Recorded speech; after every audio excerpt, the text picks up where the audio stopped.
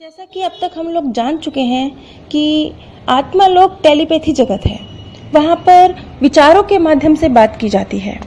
स्तर 3 की जो आत्माएं होती हैं या इससे ऊंचे स्तर की जो आत्माएं होती हैं वो इस टेलीपैथी में माहिर आत्माएं होती हैं। वो धीरे धीरे उनके लिए ये मानसिक टेलीपैथी एक कला का रूप ले लेती है। लेकिन जो इससे नीचे स्तर की आत्माएं होती हैं उनमें टेलीपैथी की कला में वो इतनी पारंगत नहीं होती। और इस गुरुजन सभा में ऐसे बहुत से विषयों पर चर्चा होती है जिसे एक आत्मा को अन्य अपने आत्मिक समूह की आत्माओं से भी उनकी चर्चा नहीं करनी होती है। उन्हें उन बातों को गोपनीय रखना होता है, क्योंकि उन बातों की चर्चा कर देना ये एक तरह से चीटिंग जैसा होता है, ये नकल कराने जैसा है। जैसा एक बच्चे से कोई क्वेश्चन पूछा जाए और वो बाहर आके दूसरे बच्चे को बता दे तो ये एक तरह से नकल होगा।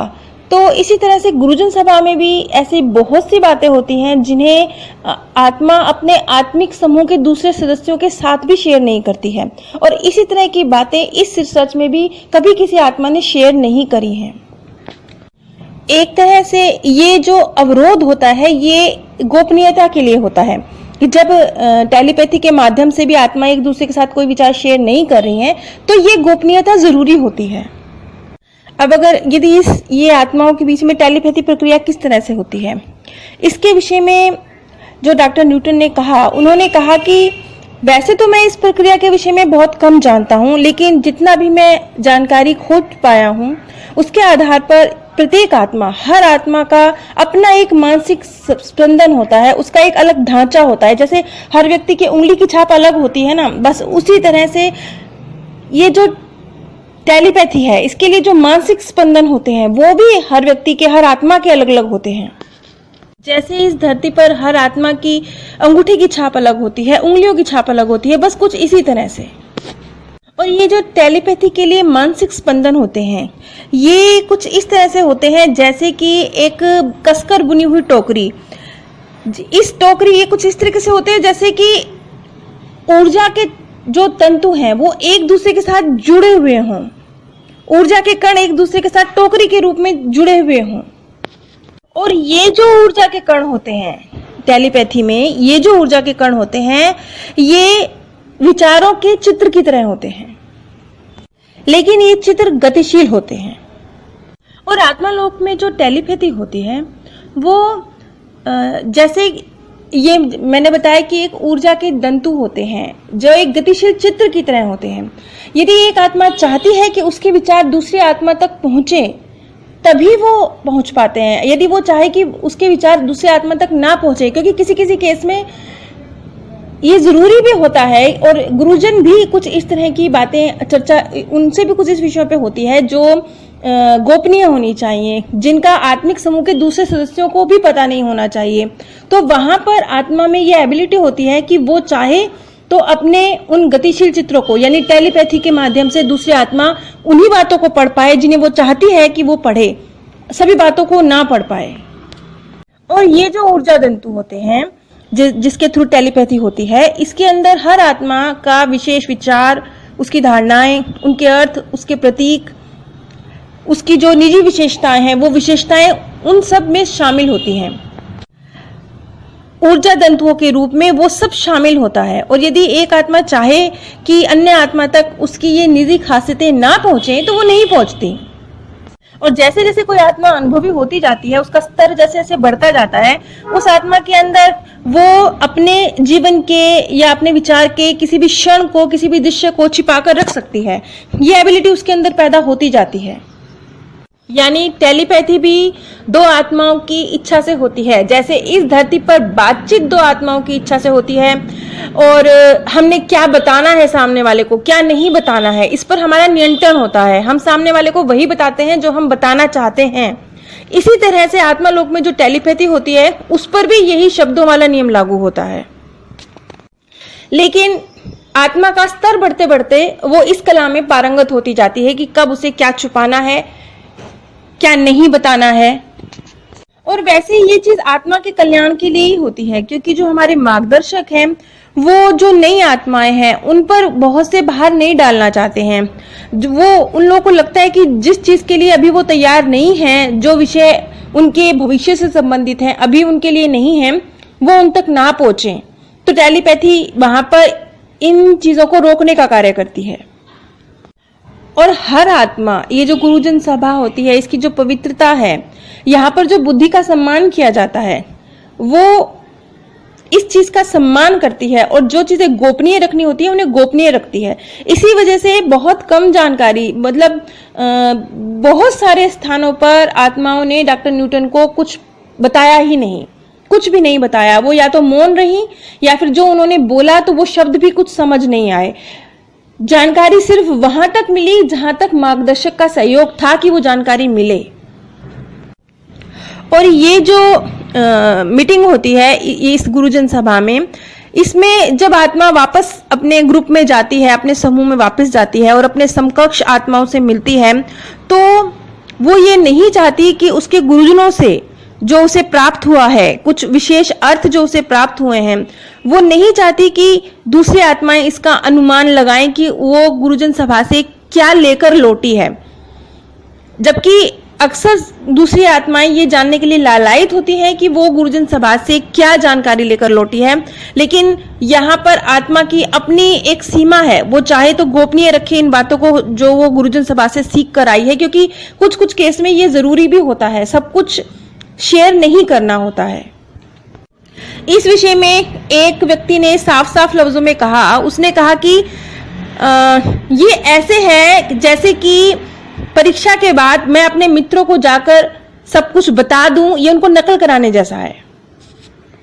क्योंकि जैसे कि मैंने आपको बताया कि सब जानकारी प्राप्त नहीं हो पा रही थी गुरुजन सभा से, तो डॉक्टर न्यूटन ने एक कोशिश ये भी करी कि गुरुजन जिस विषय पर चर्चा करते हैं आत्मा के साथ, वो अपने जन्मों के उस विशेष घटना पे जाकर उस घटना के विषय में बताए। तो एक तरह से आप ये कह सकते हैं कि स्पष्ट जानकारी यदि कोई माध्यम नहीं दे रहा है कि गुरुजन सभा ने इस विषय पर मुझसे ये बात कही, इस विषय पर बात कही, लेकिन ये बात कही नहीं बता रहा है, तो डॉक्टर न्यूटन को एक कोशिश करनी पड़ती थी कि वो आत्मा को उसके पिछले जन्म की उस घटना में लेके जाएं जिसके विषय में गुरुजनों ने चर्चा की है। तो इस तरीके से कुछ निचोड़ निकालने की कोशिश की गई, लेकिन जब इस प्रकार से कुछ निचोड़ निकाले जाएंगे तो आप समझ सकते हैं कि वो इंसानी बुद्धि के द्वारा निकाले गए निचोड़ हैं, तो वो कितने सही हो सकते हैं। ये जो हमारी पुनर्जन्म की पद्धति है, ये किस हद तक सटीक है, आत्मा के कल्याण के लिए जरूरी है, इसे मैं आगे की वीडियोस में डिटेल में बताऊंगी। लेकिन यहाँ पर हमें ये समझना चाहिए कि हमारे जीवन में जो कुछ भी उतार चढ़ाव आते हैं, वो उनका कोई अर्थ होता है, उनका कुछ उद्देश्य होता है, वो हमारे कल्याण से ही जुड़े हुए होते हैं। इसीलिए ये जो कहावत कही गई जाती है कि परमात्मा जो करते हैं अच्छे के लिए करते हैं, तो ये समझ लीजिए जीवन का हर उतार चढ़ाव कुछ अर्थ है उसका, कुछ उद्देश्य है उसका, जो समय आने पर आपको अपने आप पता चलेगा। यहाँ पर जो माध्यम है, उन्होंने जो चुनाव कक्ष था, जीवन का चुनाव करने का जो कक्ष था, जहां पर वो अपने लिए जीवन का चुनाव करते हैं, तो वहां पर गुरुजनों ने उनको जो वर्तमान का शरीर प्रदान करने की सलाह दी गई, उनके मार्गदर्शक ने उनको चुनाव करने में सहायता करी, किस शरीर का वो चुनाव करेंगे, इस जन्म में वो किस शरीर में पैदा होंगे। गुरुजनों ने उनकी एक एडवाइस दी कि उन्हें इस तरह का शरीर का चुनाव अपने लिए करना चाहिए। तो ये जिस भी शरीर में आप आए हैं, वो आपके गुरुजनों से, आपके मार्गदर्शकों से, सबकी सलाह के बाद एक चुनाव किया गया है आपके लिए, आपने स्वयं किया है। और अभी जैसे भविष्य को जान लेने की कला में इंसान इस कला में पारंगत नहीं है, एक नियम है प्रकृति का कि हम भविष्य को नहीं जान सकते। तो उसी नियम के तहत बहुत सारी जानकारी ऐसी है जो भविष्य से जुड़ी हुई थी, जो आत्मा के आने वाले जीवन से जुड़ी हुई है। इसी वजह से बहुत सारे पॉइंट मिस हो जाते हैं जिसकी जानकारी आत्मा नहीं दे पाती, क्योंकि वो उसके भविष्य से जुड़े हुए हैं। और यदि वो अपने आने वाले भविष्य की जानकारी दे पाए या उन घटना चक्रों को पूर्णतया देख पाए, पूरी तरह समझ पाए, तो ये चीटिंग है। ये फिर एक तरह से पेपर का एडवांस में पता चलने जैसा है। अब ये जो हमारा अति चेतन मन है, यानी हमारे अवचेतन मन के अंदर का भी एक भाग, जिसके विषय में मैंने एक वीडियो में बताया था, ये जो हमारा अति चेतन मन है, इसके अंदर हमारे आने वाले पिछले अगले सब जन्मों का, हमारे कार्य, हमारे लक्ष्य, हमारे उद्देश्य, सब कुछ की रिकॉर्डिंग है। यहाँ सब कुछ स्टोर है हमारे अति चेतन मन में। और इसी अति चेतन मन की सहायता से हमारा जो अवचेतन मन है, ये जो वर्तमान की वास्तविकताएं हैं, वर्तमान की घटना चक्र है, इनके लिए कार्य करता है। यानी एक हमारा भौतिक मन, उसके अंदर एक अवचेतन मन, उसके अंदर एक अति चेतन मन। हकीकत में हम अपनी हर जिंदगी से वाकिफ हैं, लेकिन हम अपने अति चेतन मन की गहराइयों तक कभी पहुंच ही नहीं पाते। कोई विरला व्यक्ति होता है जो निंद्रा की अवस्था में कुछ प्रतिशत यदि अपने अति चेतन मन तक पहुंच पाता है, कुछ प्रतिशत, तब वो कहते हैं कि हमने स्वप्न के माध्यम से भविष्य में होने वाली घटनाएं देख ली, थोड़ा बहुत जितना भी वो देख पा रहे हैं। तो आप देखिए कि अति चेतन मन कितना एक इंटेलिजेंट मन है, क्या क्या जानकारी है उसके पास, क्या क्या स्टोर है उसके अंदर। और ये जो इतनी सारी जानकारी हम तक पहुंच पाई आत्मालोक के विषय में, ये भी मार्गदर्शक की सहायता से ही पहुंच पाई। ये हमारे मार्गदर्शकों की ही हमें एक तरह से सहायता है। जो आज हम इस ज्ञान को ले रहे हैं, समझ रहे हैं, ये हमारे मार्गदर्शक द्वारा जो हमारे मन में एक भाव उत्पन्न किया गया है, उसी के कारण हो रहा है। मेरे पास मीनाक्षी जी के कुछ प्रश्न आए थे। वैसे तो इन सभी प्रश्नों का उत्तर काफी डिटेल में वीडियोस में दिया जा चुका है, लेकिन क्योंकि इस तरह के प्रश्न कई बार आए हैं तो मैं बहुत शॉर्ट में उन प्रश्नों को ले रही हूं। उनका पहला प्रश्न था कि हमारे जीवन में जो कुछ भी घटित होता है, क्या वो हमारे मार्गदर्शकों की निगरानी में घटित होता है? जी हाँ, हमारे जीवन में जो कुछ घटित होता है वो हमारे दोनों मार्गदर्शकों की, कनिष्ठ मार्गदर्शक और वरिष्ठ मार्गदर्शक, दोनों मार्गदर्शकों की निगरानी में घटित होता है। वो उनको सब जानकारी होती है कि हमारे जीवन में क्या चल रहा है। उनका दूसरा प्रश्न था कि यदि ऐसा है तो क्यों नहीं स्पष्ट रूप से हमें आकर हमारे मार्गदर्शक हमें गाइड करते, हमें सलाह देते।